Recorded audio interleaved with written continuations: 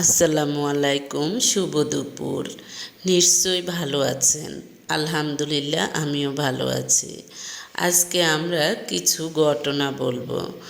ঘটনা বলতে আমাদের সমাজে, আশেপাশে বা পরিবারেও হতে পারে, কারণ পরিবারের লোকগুলা নিয়ে সমাজ, সমাজের লোকগুলা নিয়ে গ্রাম, এভাবেই একজন থেকে একজন।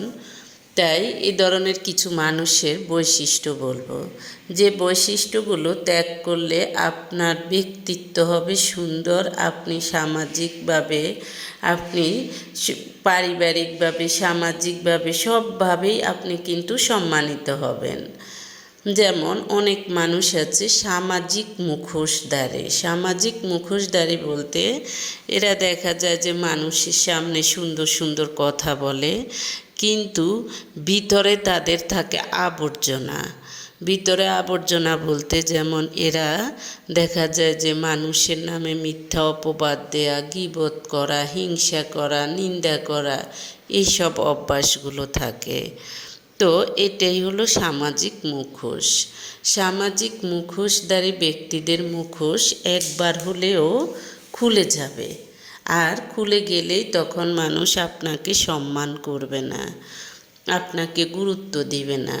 আপনি হয়তো ভাবছেন যে আপনি ধমক দিয়ে, আপনি বিভিন্নভাবে আপনি সম্মান আদায় করে নেবেন। এটা কিন্তু আপনাকে, এটা কোনো সম্মান না। এটা হলো হয়তো ভয়ে আপনার সেবা করবে, হয়তো ভয়ে আপনার সাথে চুপ থাকবে, কিন্তু প্রকৃতপক্ষে আপনাকে সেবা করবে না, আপনাকে সম্মান করবে না।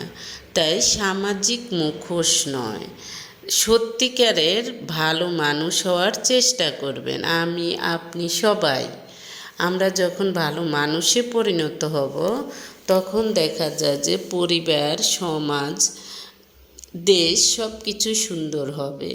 দেখা যায় যে অনেক সময় একজন আরেকজনকে বিভিন্নভাবে মিথ্যা অপবাদ দিয়ে ফাঁসাতে চায়, কারো কাছে ছোট করতে চায়, কারো কাছে নিচু করতে চায়।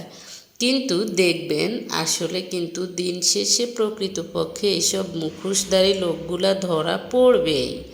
ধরা পড়লে বা দেখা যায় যে আল্লাহ তাদেরকে বিভিন্নভাবে বিভিন্ন রকম শাস্তি দিবে, যেটা ইহকালেই দিবে। তাই সামাজিক মুখোশ নয়, অন্তর্গত শক্তি হচ্ছে আপনার সত্যিকার ব্যক্তিত্ব।